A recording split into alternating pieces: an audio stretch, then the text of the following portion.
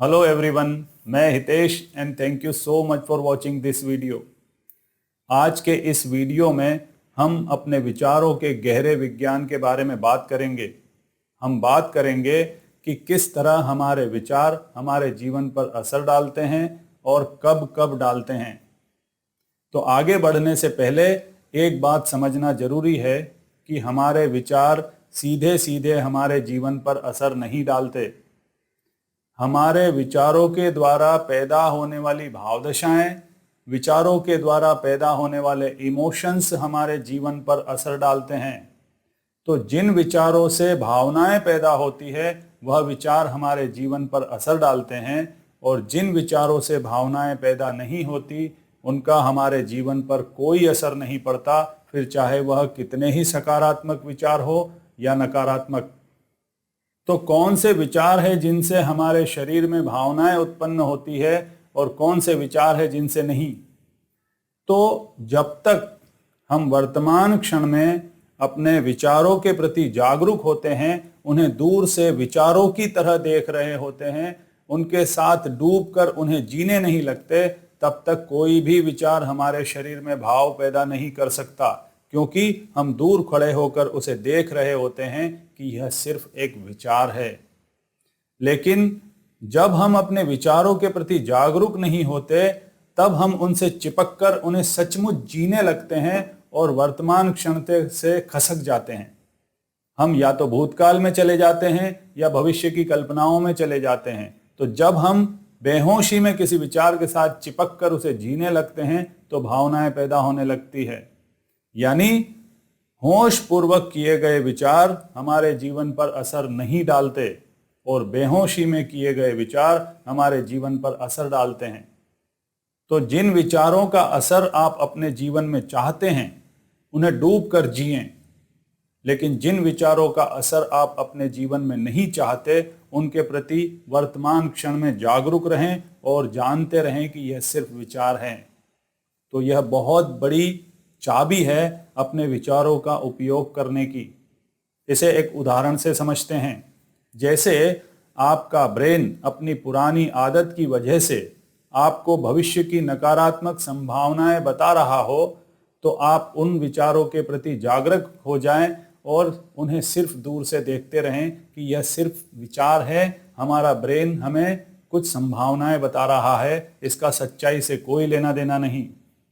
लेकिन अगर आप अपने अच्छे भविष्य की प्लानिंग कर रहे हों, अपने जीवन को दिशा देने के लिए कुछ सकारात्मक चीजें सोच रहे हों कि आप पढ़ाई कंप्लीट करके कैसा कैरियर बनाएंगे, आप कोई बिजनेस कर रहे हैं तो वह बिजनेस को कितनी ऊंचाई तक ले जाना चाहते हैं, किसी रिश्ते में आपका लाइफ पार्टनर कैसा होगा, ऐसी भविष्य की कोई भी प्लानिंग अगर आप कर रहे हैं तो इन विचारों के साथ डूब कर उन्हें जिएं। तो इस तरह इनका असर अपने जीवन पर पड़ने दें और नकारात्मक विचार जो आपको नहीं चाहिए उनके प्रति जागरूक हो जाएं और उनमें इमोशन पैदा मत होने दें, और दूरी बनाने से इमोशन अपने आप ही पैदा नहीं होते। तो इस तरह जैसे ही हम होश पूर्वक अपने विचारों को देखने में सक्षम होते हैं, हम उनका उपयोग करने लगते हैं। लेकिन जो लोग स्वयं के विचारों के प्रति जागरूक नहीं होते, वह अपने अच्छे और बुरे सभी विचारों से भाव पैदा करते रहते हैं और वह अपने ही विचारों के शिकार हो जाते हैं और उन्हें कभी पता तक नहीं चलता कि उनके जीवन में परेशानी कहाँ से आ रही है। और आजकल पॉजिटिव थिंकिंग के बोलबाले की वजह से एक और परेशानी खड़ी हो गई है कि हम पॉजिटिव थिंकिंग का उपयोग अपनी परेशानियों से भागने के लिए करने लगे हैं। तो एक बात ध्यान रख लें कि पॉजिटिव थिंकिंग दो तरह की होती है। एक पॉजिटिव थिंकिंग टॉक्सिक होती है जो आपके जीवन को नर्क बना देगी। हमारा ब्रेन हर नकारात्मक चीज डराने के लिए नहीं बताता।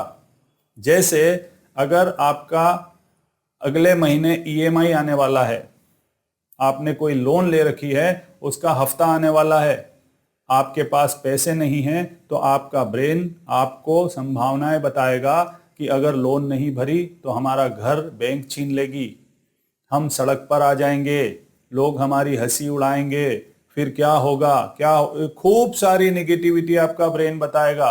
लेकिन यह वाली नेगेटिविटी आपको सचेत करने के लिए बताई जा रही है कि जल्दी से पैसों का इंतजाम करो।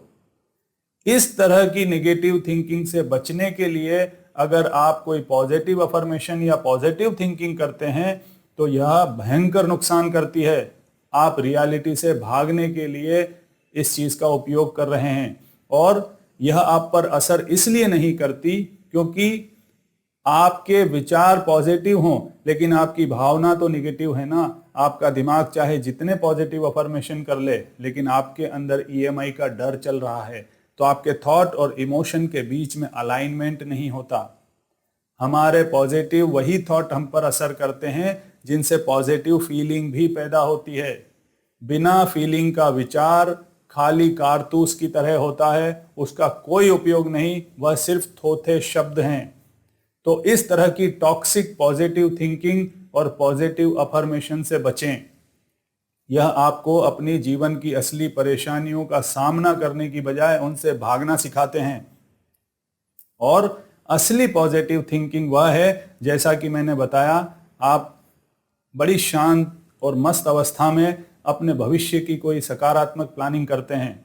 किसी चीज से भागने के लिए नहीं, नया निर्माण करने के लिए जो पॉजिटिविटी की जाती है, तो जब आप उसमें डूबेंगे तो आप सचमुच उसे महसूस कर पाएंगे क्योंकि आप किसी चीज से भाग नहीं रहे। तो नकली पॉजिटिव थिंकिंग से बचें और असली पॉजिटिव थिंकिंग को अपने जीवन में खूब अनुभव करें।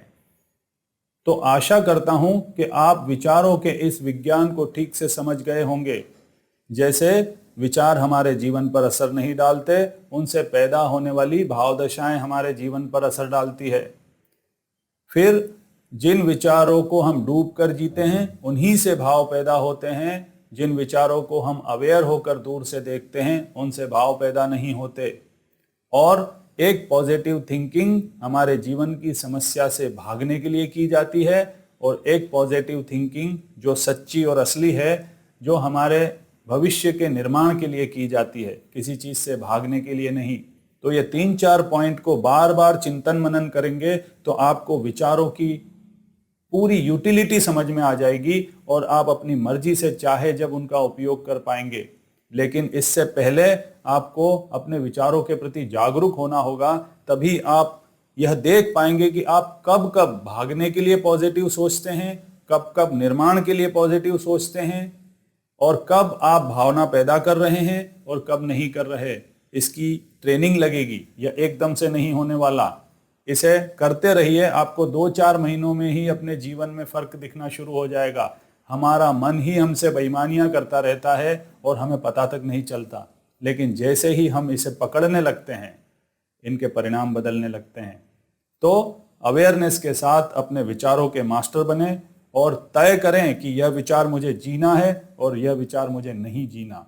और डरने की कोई जरूरत नहीं है। विचार अकेला कुछ नहीं कर सकता जब तक आप उसमें डूब कर उसे जीने नहीं लगते। आपको सिर्फ यही सीखना है कि विचार से दूरी कैसे बनाएं।